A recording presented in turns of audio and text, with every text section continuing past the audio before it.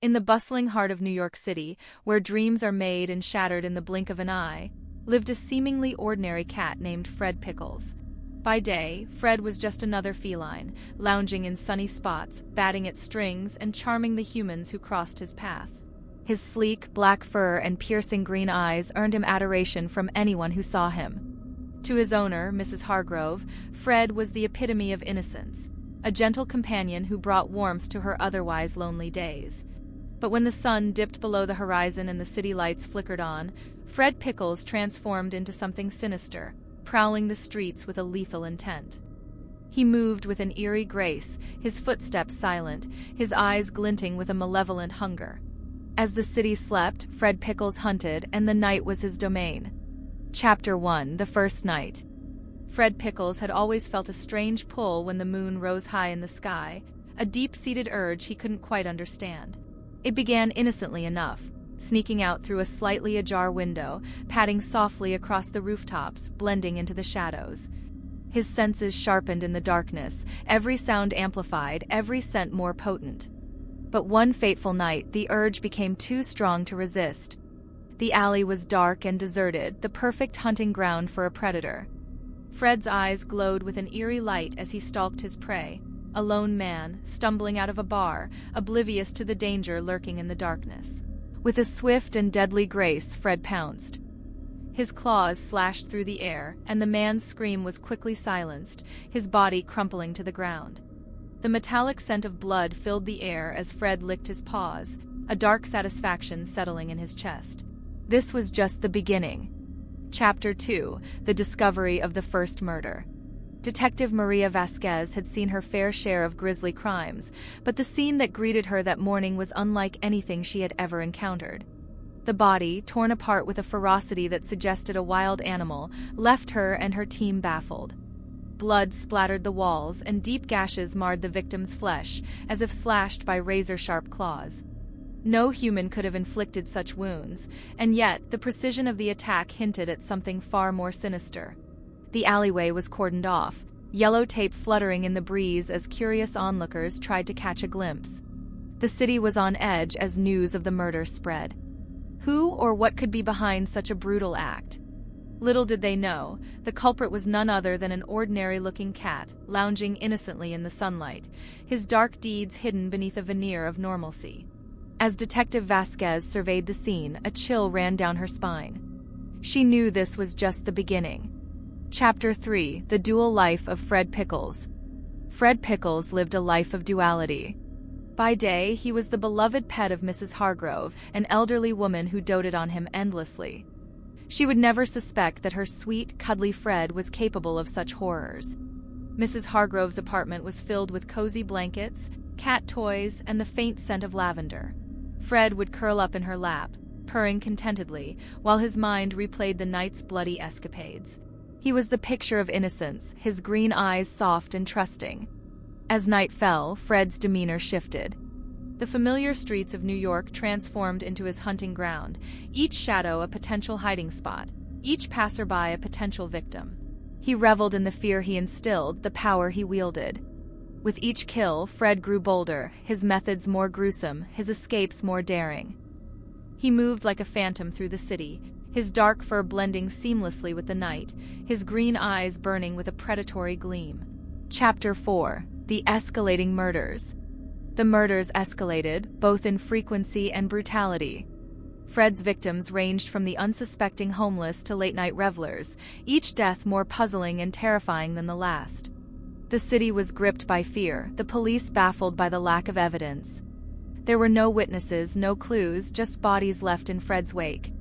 Alleyways, parks, and even quiet residential streets became hunting grounds. Fred's attacks were swift and merciless, leaving behind a trail of blood and terror. Detective Vasquez was relentless in her pursuit, piecing together the macabre puzzle with a dogged determination. She pored over crime scene photos, autopsy reports, and witness statements, searching for a pattern, a clue, anything that could lead her to the killer. The media dubbed the killer the Night Stalker, and the city held its breath, waiting for the next attack. Fred Pickles, meanwhile, relished his notoriety, the thrill of the hunt driving him to new heights of depravity. Each night, he pushed further, testing the limits of his own dark desires. Chapter 5. The investigation intensifies. As the body count rose, so did the pressure on the police. Detective Vasquez worked tirelessly, her office cluttered with files and photos, her mind consumed by the case. She knew she was missing something, some vital clue that would break the case wide open. The killer was clever, but Vasquez was determined to be cleverer. Her nights were spent poring over evidence, her days filled with interviews and press conferences. Fred Pickles continued his nightly rampages, always one step ahead of the law. He reveled in the cat-and-mouse game, taunting the police with his near-miss escapes. But with each murder, he left behind small, almost imperceptible clues. A tuft of fur, a faint paw print, the scent of something unmistakably feline. Vasquez's colleagues were skeptical, but she persisted, following her instincts and the scant clues left behind. She began to stake out the city's alleys and rooftops, hoping to catch a glimpse of the elusive killer. Fred, meanwhile, was unaware of the hunter on his trail, too caught up in his own bloodlust to notice the danger closing in. Chapter 6. A close encounter with the law. One fateful night, Fred Pickles came perilously close to being caught. He had just finished dispatching his latest victim when he heard the unmistakable sound of sirens. Detective Vasquez and her team were closing in, their footsteps echoing down the alley. Fred's heart raced as he darted through the shadows, slipping past the police by mere inches. He scaled a fire escape with a fluid grace, his body a blur of motion as he disappeared into the night. Vasquez found the body moments later, her frustration boiling over. They were so close, yet the killer had once again eluded them. She knew it was only a matter of time before he struck again, and she vowed to be ready. Fred, meanwhile, was shaken but undeterred. The close call had only heightened his thrill, the danger adding a new layer of excitement to his nocturnal hunts. He would need to be more careful, more cunning, but he was far from finished. Chapter 7. The Turning Point. Fred Pickles was growing bolder, his kills more frequent, his escapes narrower. But with each attack, the police were closing in, their net tightening around him. Detective Vasquez had a theory, one that seemed too outlandish to be true, yet it was the only explanation that fit the evidence. She began to suspect that their killer was not human, but something far more sinister. Vasquez's colleagues were skeptical, but she persisted, following her instincts and the scant clues left behind. She began to stake out the city's alleys and rooftops, hoping to catch a glimpse of the elusive killer. Fred, meanwhile, was unaware of the hunter on his trail, too caught up in his own bloodlust to notice the danger closing in. His confidence was his downfall, his arrogance blinding him to the fact that he was no longer invincible. The city was his playground, but the hunter had become the hunted. Chapter 8. The Final Night. The night air was thick with tension as Fred Pickles set out for what would be his final hunt. Unbeknownst to him, Detective Vasquez was watching, her eyes trained on the shadows, her heart pounding with anticipation. She had a feeling that tonight would be the night they caught their killer. Fred's latest victim never saw him coming, the attack swift and brutal.